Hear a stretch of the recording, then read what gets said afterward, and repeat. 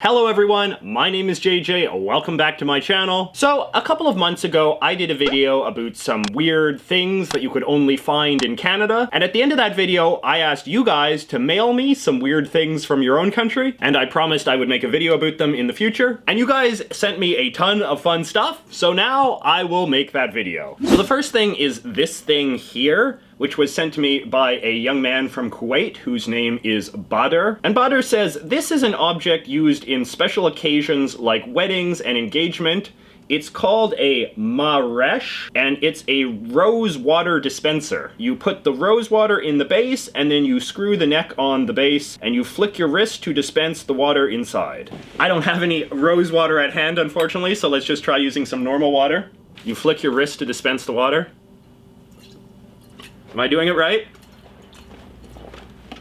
Okay, so this is pretty cool. Thank you very much, Badr, for sending me this strange Kuwait thing. Badr also sent me some money from Kuwait, which I very much appreciate. I did a previous video talking about money from different parts of the world, and I somewhat sarcastically asked people to send me money from their countries, and a lot of you did, so I very much appreciate that. Okay, so what else do we have here? So a Canadian named Hannah sent me some things from a recent trip to Scotland, which she thought were quite uniquely British-Scottish things. Hannah sent me this thing, which I have confirmed with some of my British friends is in fact a toast holder. Supposedly you take your piece of toast and you just put it in this little thing here, and that way it keeps your toast on display on the table, I suppose for easier access, and perhaps keeps it drier than it would if you had it just on a plate. She says that you often see these in British restaurants, B&Bs, and hotels. Hannah also sent me these fish and chips, like little cracker things. Of course, the Brits love their fish and chips, so much so that they have created the flavor and reduced it to a portable snack treat. Basically just tastes like vinegar. Hannah also sent me these fun condiment packages of brown sauce and English mustard. Two sauces which I assume are ubiquitous in the United Kingdom, but I have no clue what they are or what they taste like. I will have to try them on my toast later. And Hannah also sent me this little thing, which is called an RSPB Pin. Hannah says, in gift shops throughout Scotland, I've noticed boxes where you can donate £1 to the Royal Society for the Protection of Birds, and in return take a British bird pin. RSPB is the Royal Society for the Protection of Birds. So, that is fun. A young man named Fabian from Colombia sent me this charming Colombian 2 peso bill. Oh, I see it's actually 2,000 pesos. Inflation must be quite severe in Colombia. It has the portrait of a famous female Colombian artist whose name I will not attempt to pronounce. It's quite a beautiful note, and thank you very much for sending that to me, Fabian. And speaking of money, I got some more money from my friend Mehmet. I've seen this name before. I'm bad at pronouncing names, I must apologize. And he is from Turkey. Wrote me a nice long letter. Thank you very much, Mehmet. And what did he send me? Well, he sent me some of these charming Turkish notes. 10 Turkish lira and 5 Turkish lira. You can see that they both have, as all Turkish money does, they both have a picture of President Ataturk on the front. He was their first president and sort of developed this huge personality cult around himself with giant pictures everywhere. That still survives to this day in Turkey, I am told. A lot of people still have portraits of President Ataturk in their homes or in public squares and whatnot. And of course, he is still on all of the money. Mehmet was also kind enough to send me a bunch of Turkish coins. I will put those up on the screen. The Turks have pretty cool coins. You can see that they're all multicolored. All have 2 different styles of metal in them. In Canada, we only have 1 coin of that style. The Turks are clearly a little bit more liberal with their use of metals. And of course, all of the coins have President Ataturk's face on them as well. Mehmet was also kind enough to send me these things. He says that these are Turkish instrumental spoons, which are played as a musical instrument, usually at weddings. And he says I can find videos of people playing them, so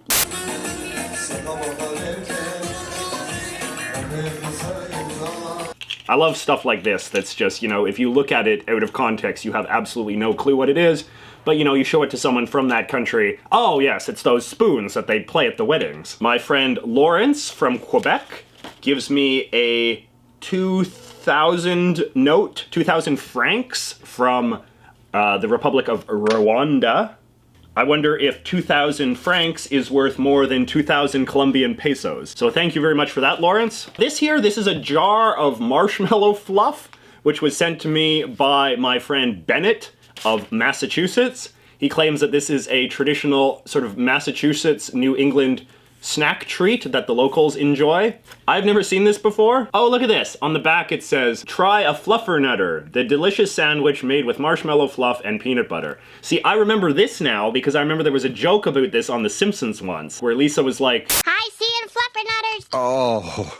It's nice, thick goop. Looks sort of like some sort of, you know, product that you would shellac the walls with. Look at how bright the whiteness is. When I was living in Toronto, there was this place, at the place where I worked, where they sold, I think they were called chimney stacks, where they were like these rolls of bread, and they would cover them with like marshmallow slime and little crumbs of Oreo, which I suppose is in itself a weird regional delicacy. But I've missed having those since I've been back here, and now I've realized that I can get a very similar taste sensation by just rubbing this fluff on my bread. So thank you very much, Bennett, for bringing this joy back into my life. All right, so I got a big box from my friend Aaron from Texas. This is actually the second gift that Aaron has sent me. Earlier, he sent me a little Texas flag, which is very cute. I know that these are very ubiquitous in the Lone Star State. He also sent me a flag of British Columbia, where I'm from, which was quite nice. I didn't know that you could necessarily buy those in Texas, so much appreciated. So Aaron has sent me this charming t-shirt. Buc-ee's, it says. So Aaron says, I'm sure you've heard the saying, everything's bigger in Texas. That's very much true. You see, in Texas, we have the largest gas station in the world, Buc-ee's. Buc-ee's has 32 locations across Texas, the largest being in New Braunfels, Texas. And he says they're really big. He says the New Braunfels one is 68,000 square feet with 120 gas pumps and 83 toilets. So that's really cool. Local brands are always really lots of fun as well. You know, we sort of think that we live in this globalized world where, you know, everything is McDonald's and Walmart, but there are still some very beloved companies, chains that you can only find in one particular region of the world. And so I very much appreciate when we get sort of fun artifacts of beloved local franchises like this.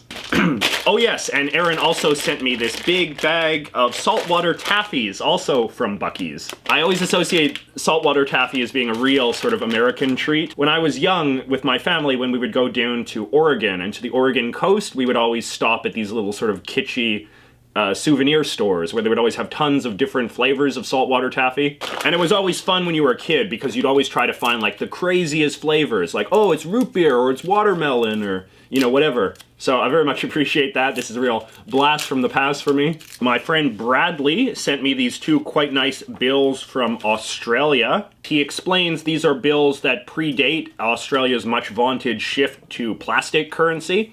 So these are still paper. This $1 bill is really quite handsome. It has a very sort of retro vibe to it. We can see it has a very young looking Queen Elizabeth on it as well, and the Australian coats of arms. The $2 bill has John, I think his name is John MacArthur. This was, I'm sort of vaguely aware, some sort of important Australian colonial figure. And on the other side, it has someone named Farrer. I'm not familiar with this person, but I imagine he had something to do with wheat. It's quite interesting because the Australians, for a long time, one of the big gimmicks of their money has been that they always put two people on their money rather than just one. In recent years, it's often a man on one side, a woman on the other, in the name of gender equality. I think this is a pretty clever solution to a problem that a lot of people have these days, where there's a sense that there's not enough women on the money, but also we don't want to like downgrade the male historical figures who are currently on the money. So why not just put a different person on either side? It seems like a good solution. But anyway, Bradley, thank you very much for the cool Australian money. I will add it to my collection. Now, these next two bills came to me from my friend Martin, who is a Dutch man, but he's apparently living in Slovakia right now. So he sends me this very handsome 10 guilder bill from the Netherlands, 1968. Wow, so it's really quite old. It's very unusual actually for the money to have an exact date on it. It says Amsterdam, April 25th, 1968. And then he also sends me a 20 Slovak crown note. So this is the money that I suppose they use in the Republic of Slovakia. Very handsome bill as well. I must make sure I do not get any marshmallow fluff on it. So thank you very much for that, Martin. My friend Oscar from Sweden sent me a bunch of Swedish candies. I will attempt to read the names of all of them so you can laugh at how bad I am at Swedish pronunciations. Bilar, Dumel, Kick Bites, which look like they're made of tar. Surskal, horrifying creature on the bag. Pimpins, which look like they're little candy boats. And then we have two bags of zoo-themed candies. We have the Malaco Zoo Original. And then we have Malaco... look at this word. I don't know, I can't attempt to do it. It has some sort of monkey on the package. These look like they're made of, this actually reminds me of a candy that they have in Holland. Let me just try. In Holland, where I've been many times, they're really big into really, really salty licorice. Sometimes like licorice that's literally dunked in salt. And these Dujelvalgel candies seem very similar. They're little black things that are just completely covered with what appears to be salt. Oh my god. Oh god, that's the worst thing I've ever had. Oscar, why would you send me such things? Good god. I'll have to eat one of the saltwater taffy just to get the taste out of my mouth. That's awful.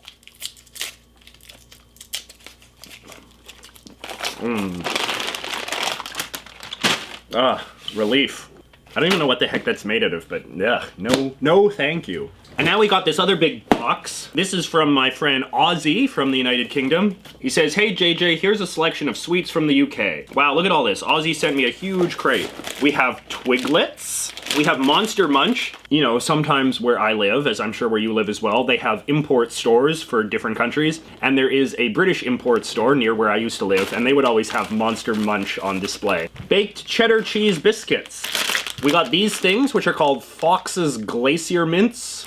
Glacier, as the Brits might say. These are some crisps. Walker. Only 55 pence for a nice bag of Walker's crisps. They're flavored prawn cocktail. Homegrown British potatoes. Oh my. Henry Goods soft licorice. These little things, giant buttons. I think, do we have these here? Ooh, Jaffa cakes. People are always going on and on about how great they are. That's good. They're orange and chocolate. A fruit winder. This is clearly just the British answer to fruit by the foot, which I'm sure you have where you live. I say that as if everybody watching is from Canada or America like me, when obviously they come from all over the world. The long, stretched out fruit snack. And we have a fun comic. I'll read that later.